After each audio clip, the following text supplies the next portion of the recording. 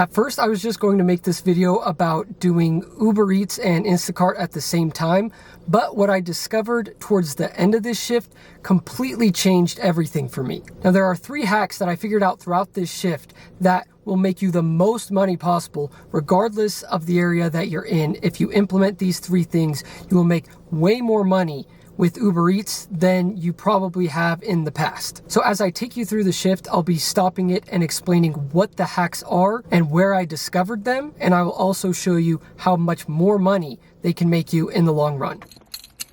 Does Uber Eats still suck? Well, we're about to find out, because that's what we're doing today. It is Saturday, and the last time I've done just Uber Eats, which I guess we're technically not doing just Uber Eats today, because if I get some good Instacart orders, I'm going to be doing those as well. But the last time I really tested out Uber Eats to see how good it was a couple months ago. So I'm hoping things have gotten better. I took the last month off from everything because if you guys saw my last video, then you know I had a kid. And so now I'm getting back into the swing of things. Haven't really done any Uber Eats at all, or Instacart. Just did a tiny bit of Lyft and Uber, and I haven't done DoorDash at all either. But I figured it's Saturday. Instacart is usually pretty good, and I like pairing Uber Eats and Instacart together because there is no zones or anything. So that's why we're not doing DoorDash right now, but DoorDash's time will come. So right now it is 12:35. I've actually had my shift been going for a little bit now because I was just doing stuff at home, and I was like, hey, might as well turn it on and see if I can get an order while I'm waiting at my house. So the time that it's going to show at the end of this video for how long I went is going to be skewed by like an additional hour. We don't need to worry about that because I'm tracking it manually. I'm starting at 12:35. So we'll see what happens. Saturday is supposed to be the busiest day of the week. That's what it's been in the past. And so if we can't make good money today, then that is a terrible sign. And Uber Eats might not ever be the same. It really might not. If we can't make money on a Saturday, going out all day, then I don't know if there's money to be made here anymore. But I'm heading over to a busier area. Hopefully we can get an order here pretty soon, and we'll see what happens. Good old Burger King, first order. I'm not telling you guys how much it is because I'll show you after I drop it off. Let's go get it though.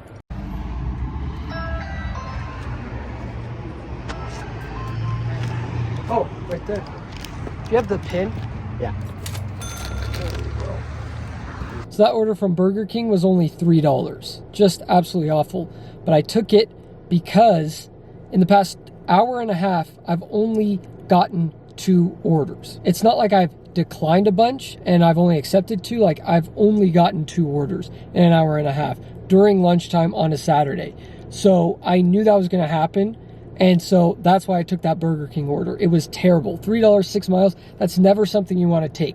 And I'm probably going to be made fun of in the comments for a while about that because it's not a smart decision. It's not even profitable. It took me 20 minutes and driving 6 miles, like $3, that's not profitable. But after that, we got a good order. It was to Aubergine Kitchen, $8 for 6 miles. Got that done, and that completed our first hour. Only $11 in that first hour. Now we have this order. I can't remember where it's from, but it's actually pretty good. $12 for 9 miles. And I don't really care too much about the miles. Yeah, they're a little bit high on this one, but it's saying I can get it done fast, and I think I can get it done even quicker than the 30 minutes it's saying. I'm 4 minutes away from the restaurant right now. I was just chilling in a parking lot waiting.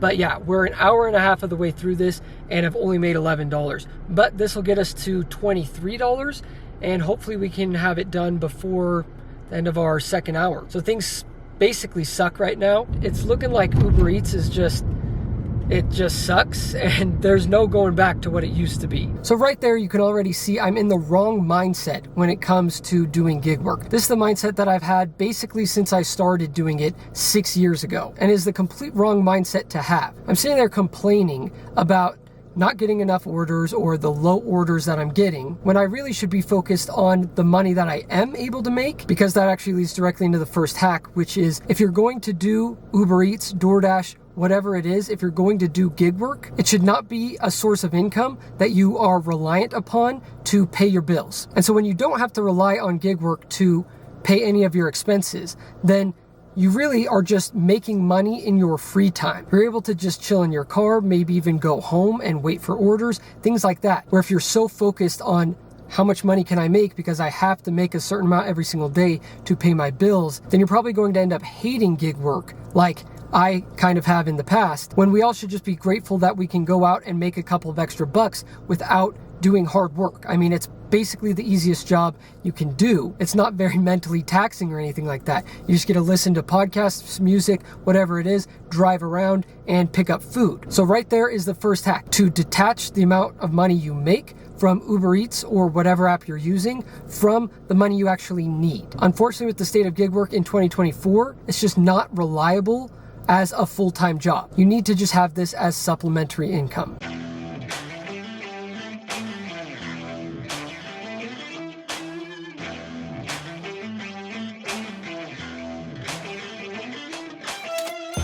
Well guys, as we were dropping off that Uber Eats order, we got actually 2 Instacart batches, both of them really good. First one was over $9 for just 1 mile and like 9 items, I think.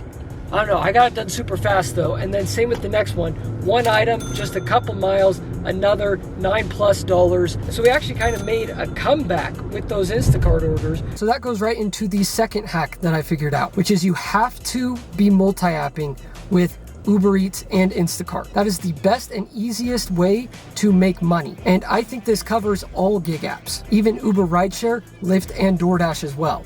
And the reason is because with Uber Eats and Instacart, you can cherry pick like crazy. And with the other apps, you can't really do that. Now for Uber and Lyft, it's because the rides that you're getting are basically the same. The only thing that's different is the location you're dropping off at and how many miles you're actually going. But the pay is directly tied with how long the ride is going to take you and how many miles you're driving. So you can't really cherry pick Lyft and Uber rides. And then with DoorDash, you can't really cherry pick that well anymore, especially if you're in an area where there's not a super high amount of orders coming in at all times, because then you have to maintain a 70% acceptance rate. And so it's harder to cherry pick. But even if you don't care about having top dasher, it makes it really hard to multi-app with DoorDash because you have specific zones with DoorDash, unlike with Uber Eats and with Instacart.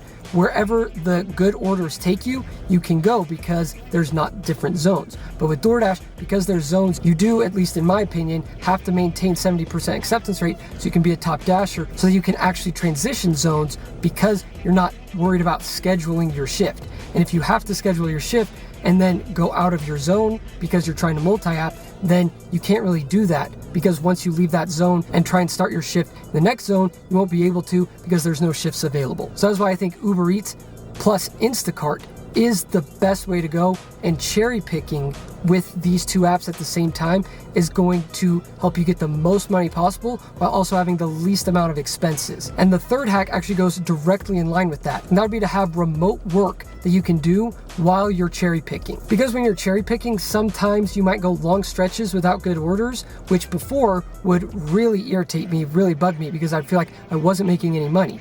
But I have now come to find out that if I bring my laptop, then I can work on stuff while I'm waiting on orders, and there's not that pressure to accept bad orders or to constantly be making money. I can just focus on making sure that the orders I do accept are $2 per mile or more, and then I'm good to go.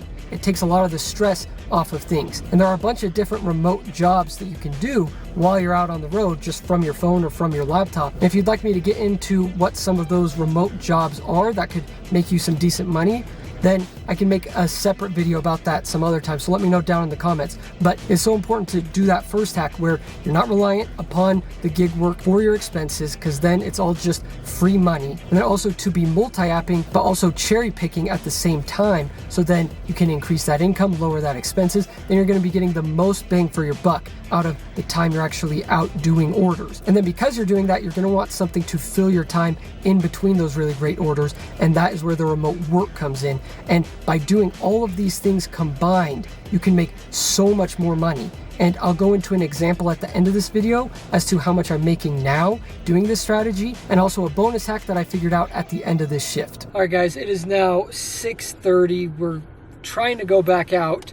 had to get some gas. I'm hoping to go for like another 2 hours. That would close us out at like 4.5 hours for the day, which is kind of right around where I want to be. And so I just got gas, and now I'm just chilling in a McDonald's parking lot, waiting for an order. We'll see what happens. I mean, we're waiting. I'm thinking, because it's 6:30 on a Saturday, I mean, someone's got to be ordering McDonald's, right? And there's also a bunch of restaurants down the road too. So I feel like this is a good spot. And also there's a Smith's right here too, just in case we get some Instacart going. So I guess I'll just wait here and see what happens. But hopefully it's not too long, or this is concerning. Okay, there we go. That's what I like to see. McDonald's, $10 for 2.7 miles. Gonna get this done super fast. Only had to wait 4 minutes. So that's amazing. Well, as I'm leaving McDonald's, I got a banger Instacart order. So obviously accepted that. And we're gonna go drop this McDonald's off and then get that Instacart going. And that means to start off, we are killing it. Let's keep going.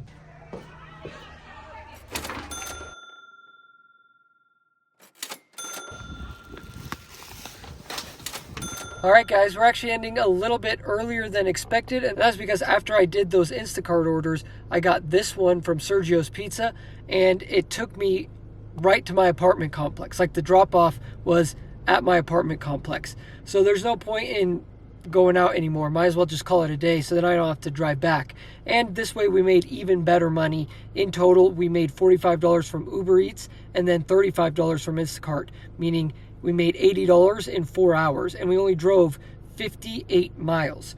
And that was including taking that really bad Burger King order at the beginning. So overall, just great doing this Uber Eats and Instacart multi-apping. So as you can see, I was able to make $80 in just 4 hours, which is still a good hourly pay. Probably better than I would have done trying to drive around to different hotspots and searching out any order I could get. And I drove significantly less miles than I would have trying to do that, which means I'm making a lot more in profit. So that bonus hack that I was talking about before is, if you do that first one specifically, where your gig work income is not attached to your expenses, you don't need it, then you can do this last bonus hack, and that would be to invest all of the money you make from gig work, and it will make the amount that you made that much more.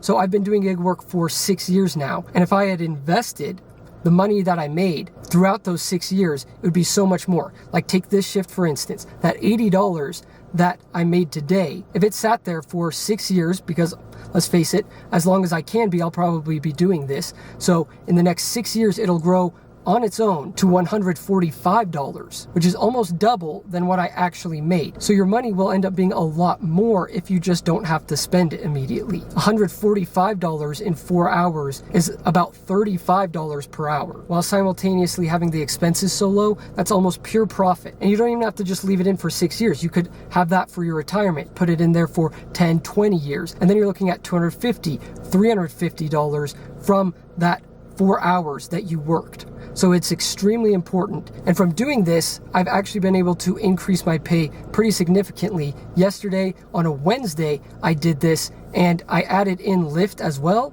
And I was able to make $240 in just about 10 hours or less of actually working on the road. So it works out really well. And in my next video, I'll show you my exact strategy of how I go about doing this, how I easily make over $200 a day now, and also have time to do everything else I need to do, whether that's running errands and also working on my other income streams. So make sure you guys subscribe for that. Stay tuned, because I think that video is going to be very beneficial. But anyways, hopefully this video was as well, and hopefully you guys can take some of these hacks that I really figured out throughout this shift and use them to make more money in your day-to-day gig work. Thank you guys so much for watching. I truly appreciate it, and I'll see you guys in the next video.